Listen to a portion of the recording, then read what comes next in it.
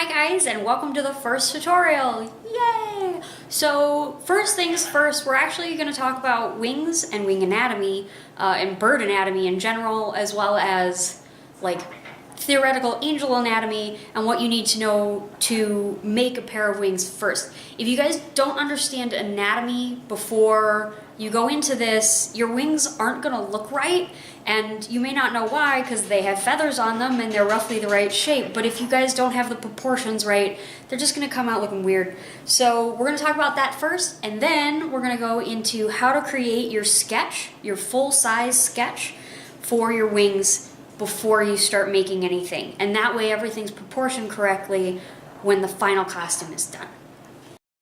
So first off, I want to talk about how a human arm and a bird wing are similar. In fact, they, in terms of the bones, are pretty much the same thing. This picture by Uzlo on DeviantArt really shows that really well. If you look at a chicken wing, it's basically the same bone structure as our hand, it's just the bones are a little bit different proportioned. But when I talk about a wing, I'm going to talk about, the bicep or the shoulder or the elbow or the wrist or the hand or the forearm, and we're going to basically talk about it like it's a human arm, because when we're making it, it's a lot easier than, I don't know, saying the scientific name of things. And they function in exactly the same way. So it makes it really easy if you move your arms around, like that's how a bird moves its wings. He also has really good demonstrations of the different feathers on the wing, both front and back, and I definitely recommend checking out his work. Again, the link is going to be in the description, and you should definitely make sure that when you're designing your wings, you check out this or something else that shows you the different parts of the wing, both open and closed. It's definitely an important part of design. So the next thing I want to talk about is how wings tend to fan. And the more you fan, the more stylistic it's going to look, like in this shot of some Firebird wings I made. Now, these are fanned a lot, but it really demonstrates how the wings fan from the wrist and they fan from the elbow. So real bird wings don't tend to fan quite that drastically, but the same rule applies. They fan from the wrist joint and they fan pretty much from the elbow joint. And you want to keep this in mind whenever you're placing your feathers, regardless of how stylistic it is. So when a bird wing is fully open, especially on the downbeat, you'll notice that it's almost a perfect fan the whole way around. You don't see like a separate fan from the wrist and a separate fan from the elbow. Now, depending on how, again, stylistic you want to be, if you want them to look super realistic, when they're fully open, you're going to want them to have this smooth, solid arc. But, if you're going for a more angelic or beautiful design or stylistic design, you might want to give it just a little bit more arc. The more folded your wing becomes, the more you're going to notice this arc in the wing, regardless of whether it's stylistic or it's realistic. Even when the wing is folded, you'll notice that the arcs still apply, even though you have all the feathers that were spread out now condensed and overlapping, you still find these arcs present in the wing.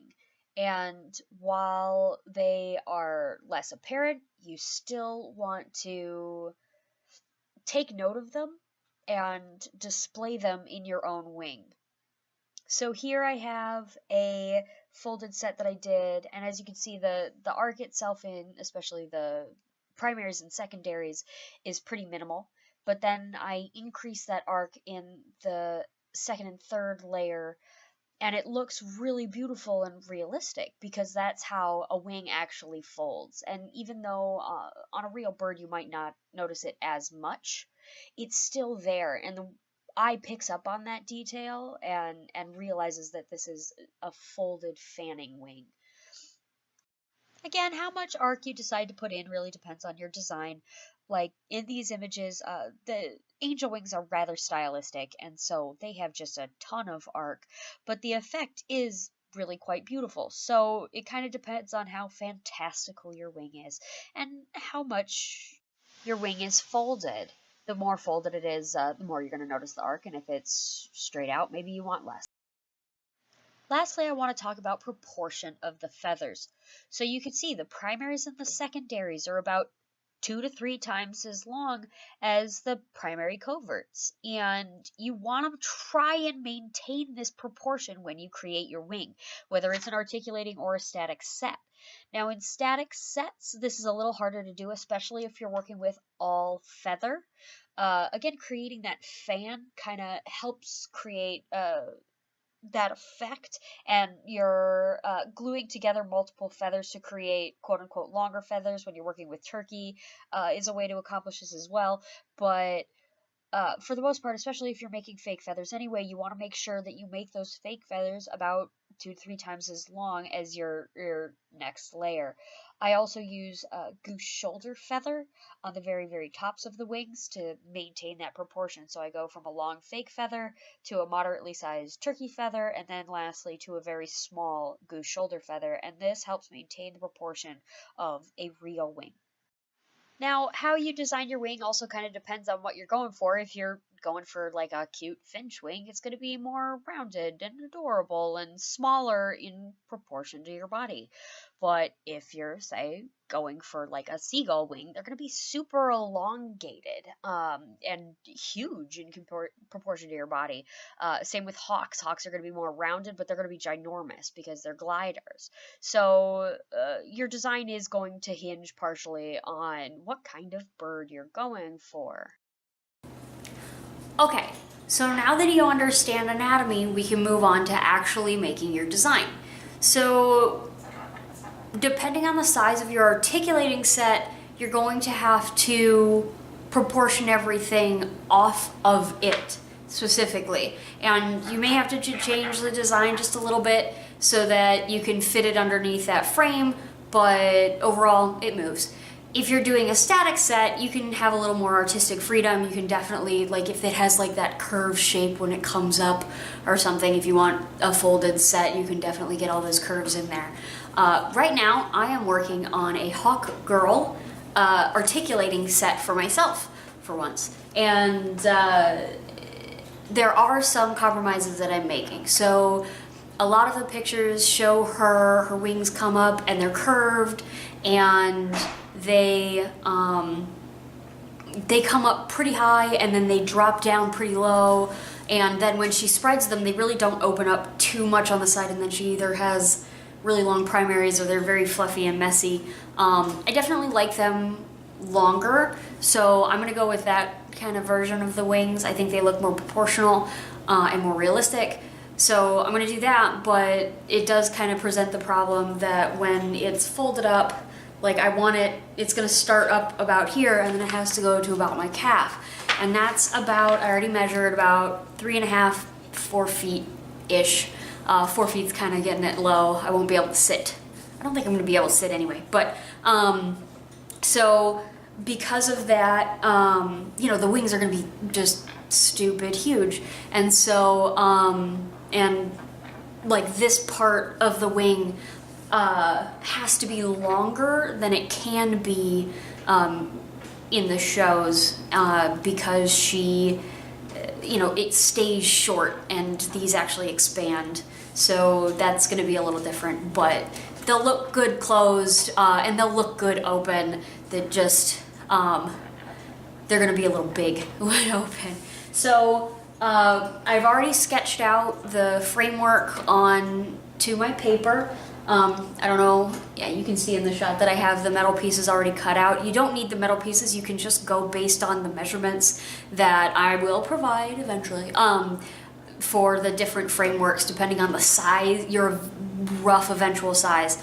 The size I am going for is about a 12-foot wingspan. It might end up being about 13 feet because I'm doing such long primary feathers so that I get that length at the top. So I started out by sketching it like most, there's not enough space, I have to lie down. They're gonna be mostly open. So instead of being all the way straight, I'm gonna have them end kind of there. Sit-ups! So I'm not gonna have them open like all the way up like I usually do. They're gonna be kind of half closed. So I've drawn it half closed because that's where I want it to end. If you want it to end all the way open, draw it all the way open so that you get the shape correct, because that's where it's gonna stop. So if it doesn't look good where it's gonna stop, then it's just not gonna look good. So, yeah, let's get a sketching.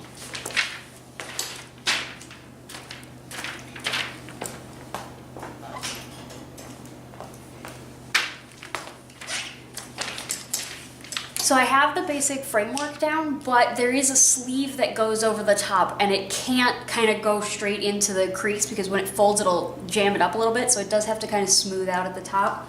I don't think you can see my red on here, so I'm going to re-sketch the framework. I use different colors for different things. I usually start light with my sketch to kind of get the rough shape, and then I move on to darker colors once I actually get things down. I'm going to end up probably doing only darker colors so that you guys can see it, which means it's going to look kind of sketchy. But yeah, that way at least you guys can see it. So it's going to look messier than it normally does, but sorry.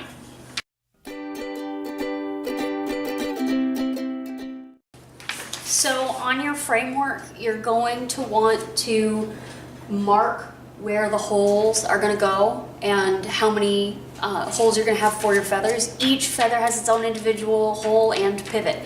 So you need to kind of mark the lines where they're going to go. And that, I mean, it's going to probably change when you do your final framework, and you can get, it doesn't have to be perfect like right now. You just need to get the right number of feathers on there, and you definitely want to start under the assumption each feather is going to have a wire that goes straight from each of these points. So start, like, I draw out the frame and then I put down each of the feather points. So typically there are like 25, 23 on smaller sets, like 8-foot sets, you might only have 20 feathers. But you'll find out when you go through this, you know, your feathers can only be about this thick, maybe a little thicker. And you don't want to make them too thick or they're going to be super floppy. If you make them too thin, you're going to have 8,000 of them and you don't do that. So 20 to 25 is like the magic number. If you do like a 6-foot set, you could do 18, you know. But, you know, try and measure out and do about that many feathers inside your frame. And then I'm going to draw lines, and then I'm going to draw the feathers around them to this shape. So.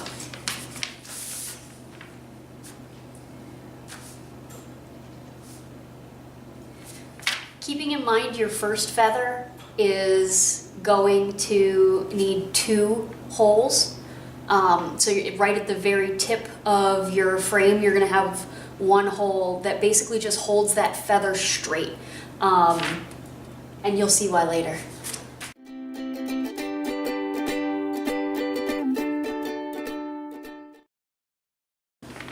Okay, so as predicted, I have about 23 feathers for a 12-foot wingspan. Shoot. See if you can see this here. So yeah. Probably messed up a bit now. Somewhere in there?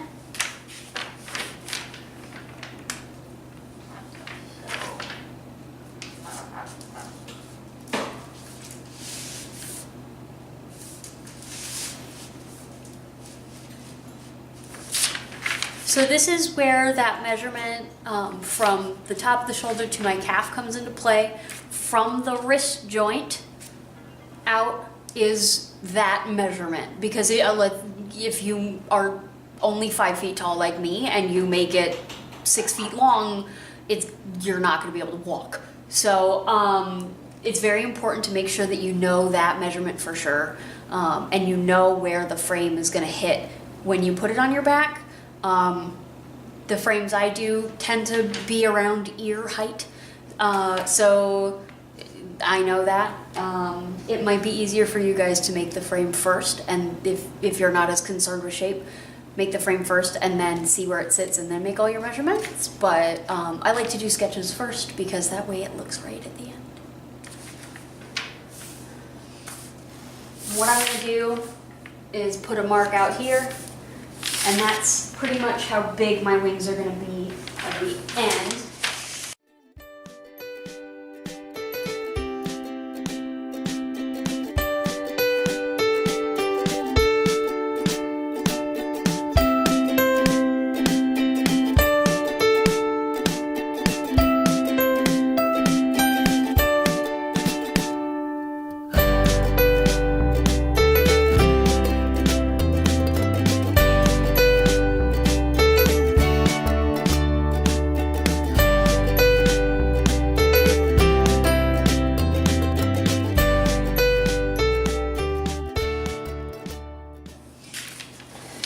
So after you draw the lines, I kind of start sketching out the top feathers to start.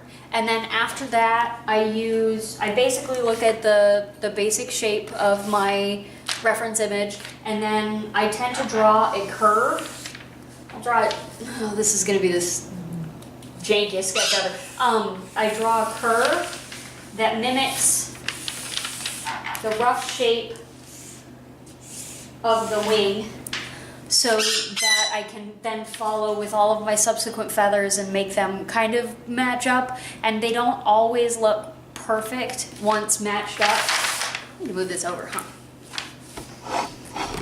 They don't always look perfect when you match up with the line, and you probably will have to make adjustments after that. Again, start with lighter colors and then work your way to the darker colors. I just want you guys to be able to see everything I'm doing, so this is, again, going to be kind of a sketchy sketch, but gives you the idea. So wings again, remember, curve and fan kind of from the wrist, and then they fan again from the elbow. So based on that, I kind of have this curve here that comes from the wrist, and then starting again from kind of like a fan from the elbow, I do another curve that goes down over that way underneath the elbow.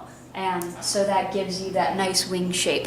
If it's all the way open, you're probably not, depending, if you're doing a stylistic version, sometimes all the way open, you'll still give it that little whoop. But usually when a wing is like all the way straight open, it's gonna have like a straight curve and not as much of like the two fans. It will in terms of when you're doing more of the feather design, but it won't in terms of the arc underneath. So that's actually going to be like a straight curve. When you, but again, like it depends on what you want the final look to be. I'm having mine stop. You remember, it's not going to go all the way straight. They're going to stop a little bit bent. And so because of that, I'm making sure to give myself some good loops in there so that it looks right when it's all the way open.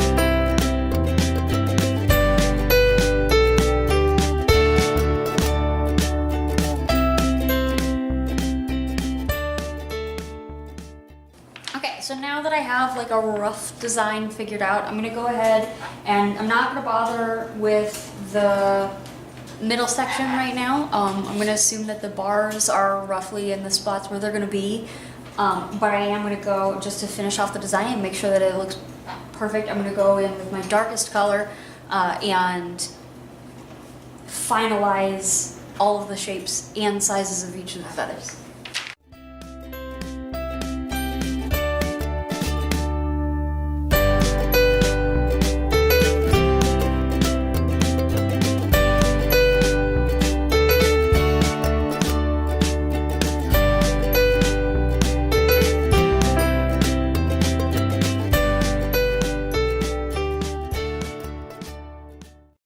Okay, again, this sketch doesn't quite show each of the feathers. I have too many lines on here that are very dark. Again, normally a color code. I tend to do the barbs in red, and I then leave them because otherwise the sketch tends to get too many lines on it and you can't tell where anything is or what anything is.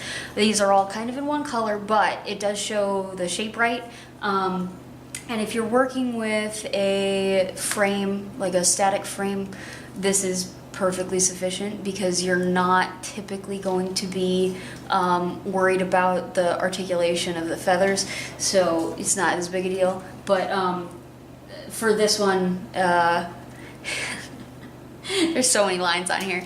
But yeah, like I typically go back in and draw out each feather and the lines, but there's just too much going on here, so I don't want to mess it up. But as you can see, like we have each of our feathers planned out, and when we go to the next step where we're going to make each of these feathers out of fabric and glue and wire, we can measure each of the wires out based on these wire lines, which I normally would have in red, and the fabric then would be what I have in black. And we'll go over that in the next tutorial. So I'll just give you a quick look at the sketch one more time, and yeah, hopefully that helps you guys design your next wing project. Let me know if you have any questions in the comments below. See you guys later.